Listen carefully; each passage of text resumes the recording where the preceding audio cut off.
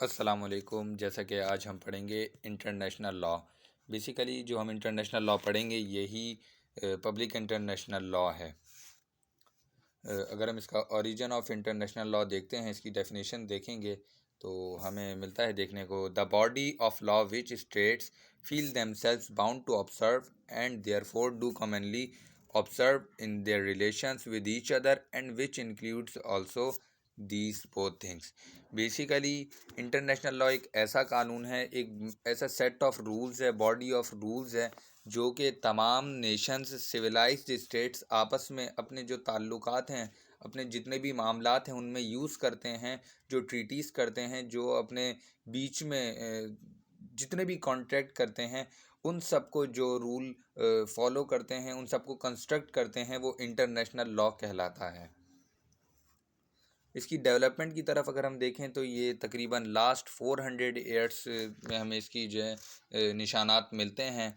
Usages और practices इसकी ज़्यादातर मॉडर्न यूरोप स्टेट्स में हमें देखने को मिलती हैं कि सबसे पहले उधर इसकी यूसेजेस स्टार्ट हुई थी, और जो इसका ज्यूरिस्टिक वर्क है अभी वो हम आगे देखेंगे। अब यहाँ पे सवाल पैदा होता है, जैसे कि जो हमारी इस वीडियो का मौजू भी है, कि whether international law is a law और नॉट। जो इंटरनेशनल लॉ है ये लॉ है भी सही या नहीं है, या फिर सिर्फ सेट ऑफ रूल्स है।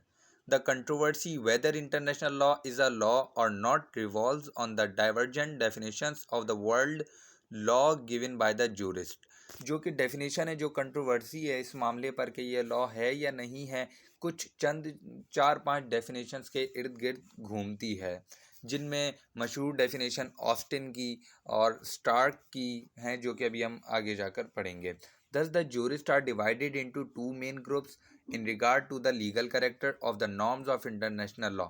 We will now discuss critically the views of both group of jurists. We will discuss two main schools of international law. First of all, we will study number A, international law is not law in the true sense of the term. जिसने ये कहा है कि जो international law नहीं है, उस school को हम डिस्कस करेंगे, जिस स्कूल में हॉब्स और ऑस्टिन का नाम हमें मिलेगा देखने को। Hobbes and Austin subscribe to the view that since law is the command of a determinate superior, no law can exist where there is no supreme lawgiver and no coercive enforcement agency. Basically Austin की जो definition है, law is a command given by sovereign authority and back by sanctions, उसको follow करते हुए Austin ने कहा कि अगर ऐसा कोई कानून होगा जिसमें कोई सुपीरियर अथॉरिटी नहीं होगी तो वो कानून नहीं होगा, वो लॉ नहीं कहलाएगा। और इनके मुताबिक इंटरनेशनल लॉ में कोई सुपीरियर अथॉरिटी नहीं है तो ये भी लॉ नहीं है।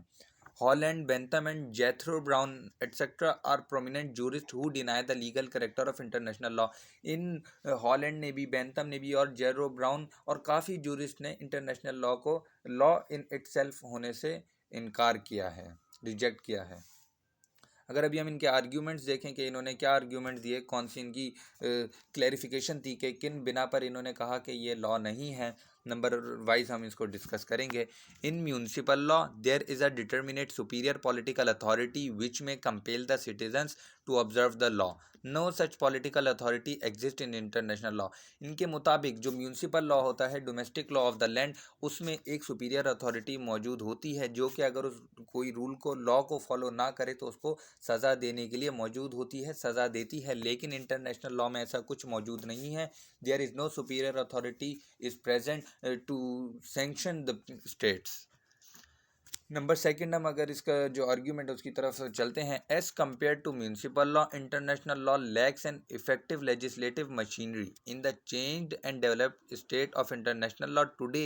Most of the rules are in the form of treaties, but treaties are entered into by the states on the basis of quality and there is no such authority over and the above the states as may compel the states to observe the rules of international law. उनके मुताबिक municipal law में, domestic law में एक superior authority, legislative authority machinery मौजूद होती है जो कि कानून बनाती है, लेकिन इंटरनेशनल लॉ को बनाने के लिए कोई लेजिस्लेटिव अथॉरिटी मौजूद नहीं है, क्योंकि तमाम स्टेट्स खुद सॉवरेन होते हैं और तमाम स्टेट्स लॉ से ऊपर होते हैं। और ऐसी कोई सोवरेन अथॉरिटी मौजूद नहीं है जो तमाम स्टेट्स के लिए लॉ बना सके। और इसी वजह से जब कोई अथॉरिटी मौजूद नहीं है तो इंटरनेशनल लॉ नहीं कहलाएगा, सिर्फ और सिर्फ सेट ऑफ रूल्स कहलाएगा जो कि ट्रीटीज़ और कन्वेंशन से बनता है। नंबर थर्ड, अगर हम इनका आर्ग्यूमेंट देखते हैं, international law lacks sanction which according to the writers of this persuasion is an essential element of law. इनके मुताबिक इंटरनेशनल लॉ में सैंक्शंस की भी कमी है कि अगर हमने कोई कानून दे दिया है तो यकीनन उसका सैंक्शन भी होना चाहिए कि अगर कोई इस कानून को फॉलो नहीं करेगा तो उसको क्या सज़ा दी जाएगी, कौन देगा, ऐसी कोई बॉडी होना लाजमी है। लेकिन इंटरनेशनल लॉ में ऐसी कोई बॉडी मौजूद नहीं है, क्योंकि लॉ बनाया ही इसीलिए जाता है ताकि उस पर अमल किया जाए। अगर अमल ना करेंगे तो उसके पीछे सैंक्शन अथॉरिटी होना लाजमी है। आगे हम चलते हैं तो there is no such executive power in international law as may enforce the decisions of the international court of justice and ensure the observance of the provisions of the treaties. Basically यहाँ पर ये कह रहे हैं कि एक executive power का होना लाजमी है जो कि इंटरनेशनल लॉ को, अगर ICJ international court of justice जो कि इस वक्त मौजूद है इंटरनेशनल केसेस को डील करने के लिए, कोई फैसला सुनाती है तो इसको इन्फोर्स करवाने के लिए कोई अथॉरिटी होना लाजमी है जो कि अभी तक मौजूद नहीं है। लेकिन यूनाइटेड नेशन का जो चार्टर है उसका आर्टिकल 94 हमें बताता है each member of the United nation understand and comply with the decisions of ICJ. वो हमें कहता है कि जितने भी यूनाइटेड नेशन के मेंबर्स हैं उन सबको जो फैसला देगी आईसीजे उसके मुताबिक चलना है और उसको कबूल करना है, और अगर कोई इसे कबूल नहीं करेगा तो उसके खिलाफ वो एक्शन ले सकते हैं। International law lacks a potent judiciary. The powers and jurisdiction of the International Court of Justice are very limited. Much depends upon the discretion and the sweet will of the states. Its decisions are binding only on the parties to the dispute and only in respect of the particular case. Basically इनका ये कहना है कि international law के लिए कोई judiciary मौजूद नहीं है जो कि अगर कोई फैसला दे दे वो सिर्फ इंटरप्रिटेशन कर सकती है लेकिन फैसला नहीं सुना सकती। आईसीजे जो कि मौजूद है और कोर्ट ऑफ आर्बिट्रेशन जो इंटरनेशनल लेवल पर मौजूद है वो सिर्फ और सिर्फ फैसला सुना सकती हैं लेकिन उसकी इम्प्लीमेंटेशन नहीं करवा सकती। कुछ राइटर्स ने इस लॉ को, इंटरनेशनल लॉ को कॉसी लॉ भी करार दिया है। अगर हम देखें अब international law is really law, जो कि स्टार्क ने ऑस्टिनियन के जो कॉन्सेप्ट था उस पर क्रिटिसिज्म करके ये दावा किया जो इंटरनेशनल लॉ है ये लॉ है सही मायनों में। अब जो उन्होंने इसकी क्लैरिफिकेशंस दी उनको हम डिस्कस करेंगे। Number 1, it has been established by modern historical jurisprudence that in many communities a system of law existed and was being observed through such communities lacked a formal legislative authority। उन्होंने कहा आज के इस मौजूदा तरक्की याफ्ता दौर में ऐसी कम्युनिटीज़ मौजूद हैं जिधर कानून मौजूद है लेकिन कोई लेजिस्लेटिव अथॉरिटी या सुपीरियर अथॉरिटी, सोवरेन अथॉरिटी मौजूद नहीं है। तो वहाँ पर भी कानून एग्जिस्ट करता है कस्टम्स की शक्ल में, किसी भी शक्ल में। इसीलिए इंटरनेशनल लॉ के लिए भी लाजमी नहीं है कि किसी लेजिस्लेटिव अथॉरिटी या फिर सोवरेन अथॉरिटी का होना लाजमी नहीं है एट दिस मॉडर्न एरा।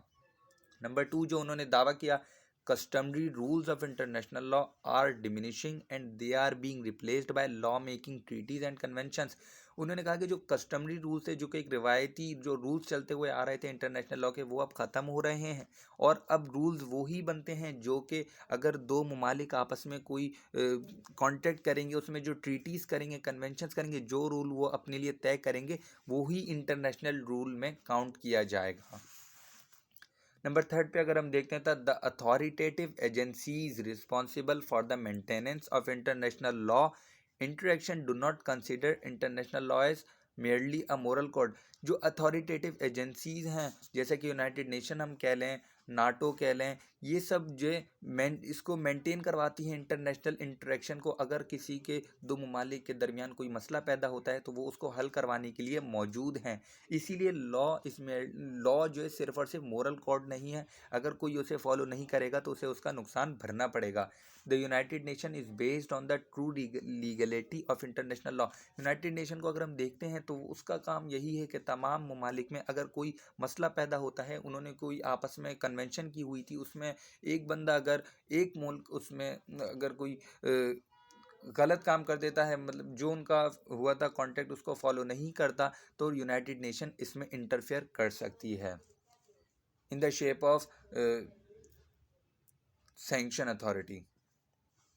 अगर हम इनके आर्ग्यूमेंट्स देखें और इस स्कूल के, the term law can not be limited to rules of conduct enacted by sovereign authority. जो टर्म लॉ है हम सिर्फ इधर तक महदूद नहीं कर सकते कि ये सिर्फ एक ऐसा लॉ है जो सॉवरेन अथॉरिटी देगा। Sir Henry main, one of the chief exponent of historical school of jurisprudence, carried on research on historical jurisprudence and firmly established that in primitive society there was no sovereign political authority yet there were laws।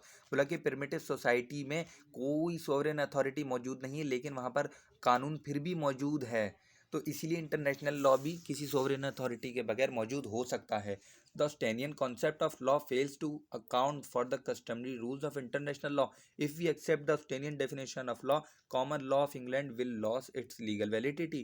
जो Australian concept of law है कि किसी sovereign authority का होना ज़रूरी है, legislative body का होना ज़रूरी है कानून बनाने के लिए, तो इंग्लैंड की जो कॉमन लॉ है वो तो जो कस्टम्स हैं उनसे आया है और प्रेसिडेंट से बनता है ज़्यादातर कानून, तो वो तो अपनी लीगल वैलिडिटी खो देगा।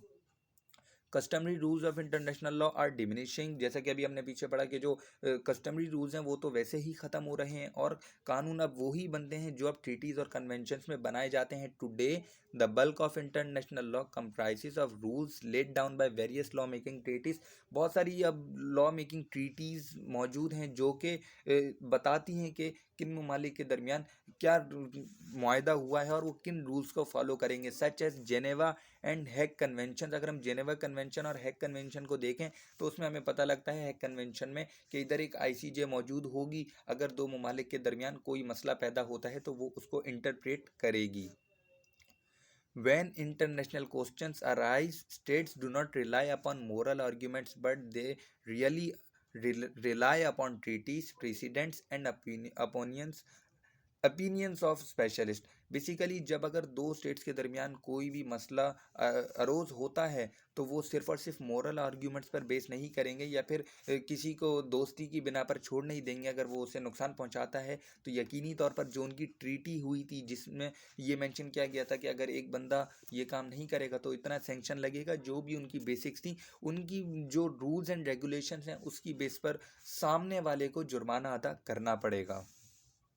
तो यही कॉन्सेप्ट था इंटरनेशनल लॉ का। अभी हमने इसमें डिस्कस किया दो स्कूल्स को, एक जो स्कूल था ऑस्टिन से रिलेट करता था, दूसरा स्टार्क से।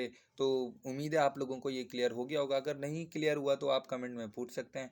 वीडियो को लाइक ज़रूर करें, शेयर करें और सब्सक्राइब लाजमी करें ताकि आगे जो हम लेक्चर्स आपको प्रोवाइड करें आप सबसे पहले देख सकें। अल्लाह हाफिज़।